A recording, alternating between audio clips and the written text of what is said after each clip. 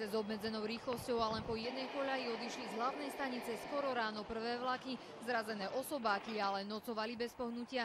Až po ranej obhliadke sa technici dohodli, ako ich vyslobodia. Vlaky prišla od seba oddeliť špeciálna technika. Otiahnuť takýto kolos však vôbec nebolo jednoduché.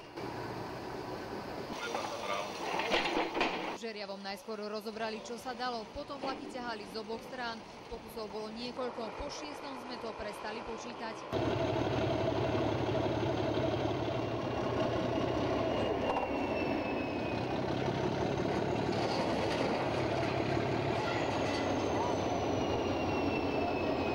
Až po vyše 20 hodinách od nehody sa vlaky podarilo dostať od seba. Prvý okamžite otiahli do depa, druhý, v ktorom uviazol rušňovodič, museli najskôr nahodiť na koľajnice.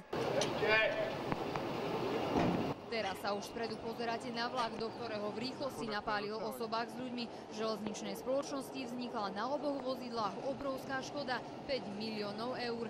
Katarína Kulová, televízia Markíza.